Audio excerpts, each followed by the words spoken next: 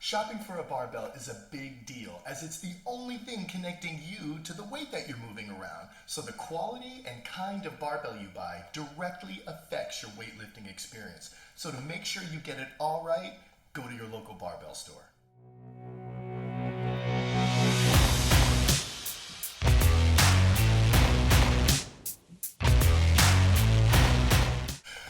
There you can pick up and hold all the different styles, all the different sizes, all the different knurlings, all the different coatings of barbells. Talk to your friendly, knowledgeable barbell sales rep. They're going to help you through the entire process. And then at the end of the day, you go home with your perfect barbell.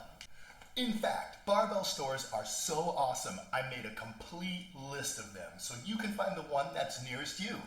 Here it is. Right? Barbell stores don't even exist. That's the problem. So when you're looking to get your perfect barbell, you're going to be buying it online. And that means you'll have to take a leap of faith, hoping you make the right decision. As we scroll through Rogue Fitness's website, you can see there's a lot of barbells to choose from. And each one of these barbells is a little different or a lot different than the other ones. Buying a barbell is supposed to be exciting and a lot of fun, but sometimes it eventually gets frustrating and kind of confusing because there are so many choices out there. And this is just from one website. If you want to up the odds that you're getting your perfect barbell online, you have to have a plan. And that plan starts with deciding how you're going to use it. There are three general ways people use barbells: powerlifting, Olympic weightlifting, and CrossFit functional fitness training. Let's take a look. Powerlifting consists of three major lifts: the back squat, the bench press, and the deadlift. We also add in the standing press for total overall body strength. Actually, powerlifting is the worst name for this style of weight training, as power is using your strength in the fastest way possible. These lifts, when done correctly, are slow and steady and require no quick muscle contractions. Actually, powerlifting is the best way to create raw, usable strength. So if you're looking for that deep foundation of strength that you want to feel and use every day, powerlifting is probably for you. This will lead you to shopping for power bars.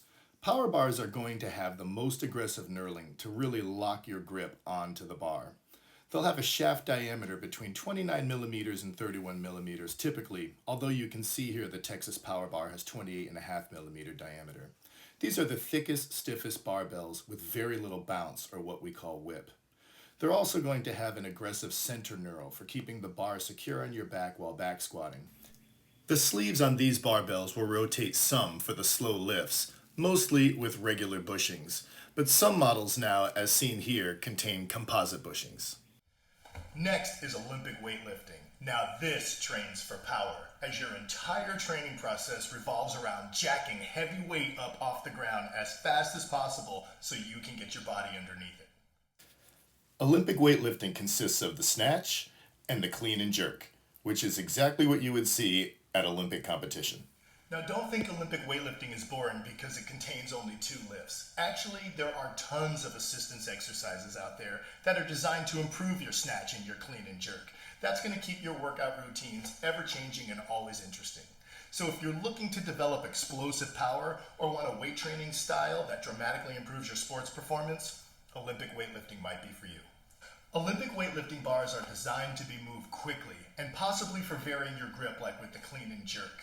That means they're going to have more of a moderate aggressive knurling, and the bar is 28 millimeters thick. This allows for more bounce in the bar, called whip, that helps getting the bar up overhead. Also, the sleeves are going to rotate the most freely out of any of the barbells. They're done with either needle bearings or composite bushings. This helps minimize any chance of having a problem with your wrists and elbows as you rotate your body under the bar.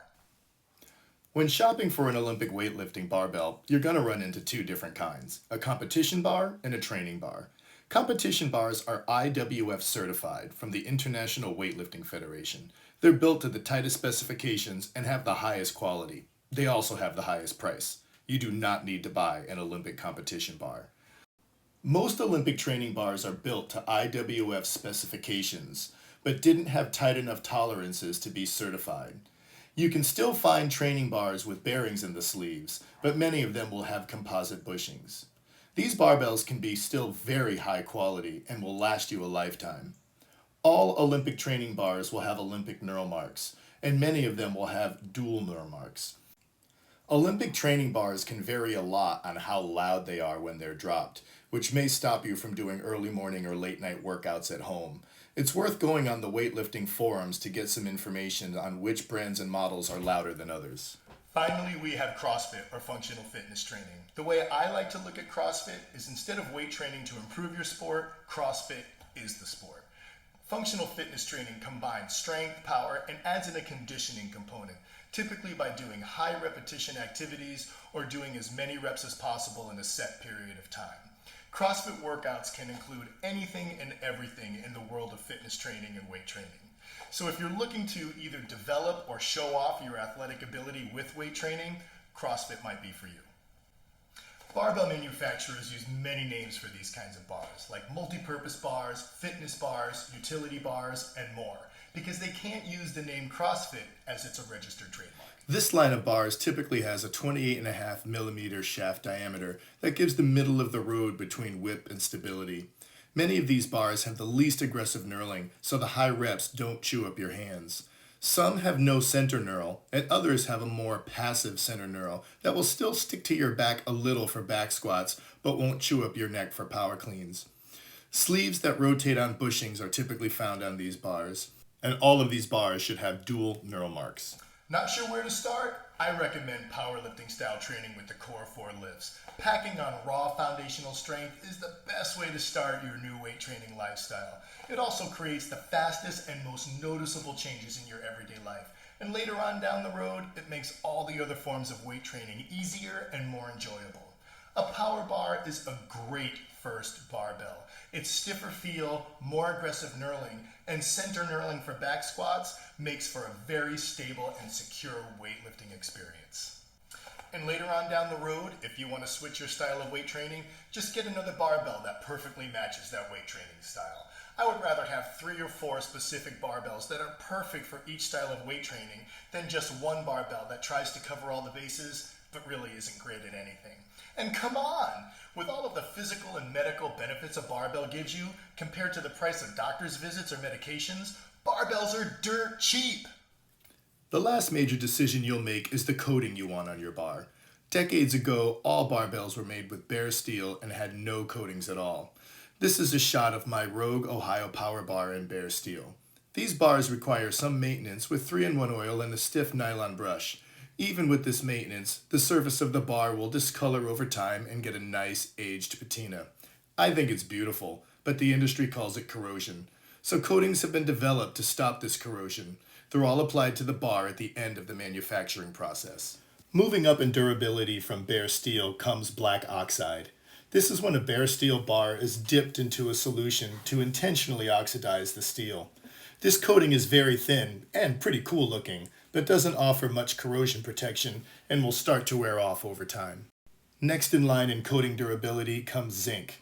Zinc comes in either bright or black, and it's also a less expensive bar coating. It does offer some corrosion resistance, but will discolor and wear off over time. Next is E-Coat. This is an electrically applied paint used by the car industry.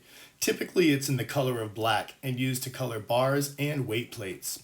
Rogue Fitness's website says it's very environmentally friendly as it doesn't release any nasty compounds into the air. It's also one of the thickest coatings on a barbell and will dull down the knurling. This can be good or bad depending on what you want. Moving up the scale, now we have hard chrome. Alright, chrome. There are 2 different kinds of chrome out there. Cheap chrome is total garbage. They're not going to say it's cheap, but if the bar doesn't come from a good quality manufacturer, it's cheap chrome. That stuff's going to splinter on the sleeves as you put the weights on and off and create little slivers in your hand. That's happened to me and it's totally sucked. Hard chrome, on the other hand, like from American Barbell, is fantastic for durability and corrosion resistance. This little guy is my junior American Barbell, and my 4 kids have beaten the crap out of this thing. I've never done anything to maintain it, and it is still going strong. Cerakote is a name brand of a ceramic coating that got popular in the firearm industry.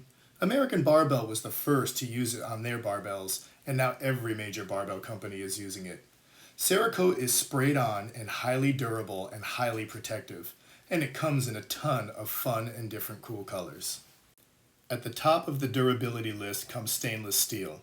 It's the most durable because there's no coating at all. It's a specific steel alloy that is very corrosive resistant. It's also the most expensive. But with stainless steel, your barbell will look shiny and new for many years down the road. Let's talk about bare steel again. Bare steel barbells are the least expensive way you're going to get a high quality barbell. Unfortunately, most manufacturers don't produce a lot of barbells in bare steel, but most people agree that bare steel barbells have the best grip feel because there's nothing in between your skin and the knurling on that bar. All right, now it's time for the snooze through term of the week. These are technical terms that we all kind of want to fall asleep to when we hear them, but actually they're pretty good for us to know. And this week's term is isometric muscle contraction. This is when a muscle contracts without changing its length. With an isometric muscle contractions, the muscles and the joints that it attaches to are frozen in place. So why do we care? Because this is how the muscles around our spine are designed to be used. With isometric muscle contractions, when we deadlift, when we squat, when we snatch, whatever, our spines are designed to be locked into perfect place with these isometric muscle contractions of our spine and core muscle groups. And regular training of these muscles makes them really strong and keeps our spines healthy for decades to come. That's it. Now go buy that barbell. It's time to get strong as hell. I'm Ken Kowalski from Second 50 Strong, and I'll see you next time. And hey, if you like what you're seeing here, kick that like button or jump on and subscribe.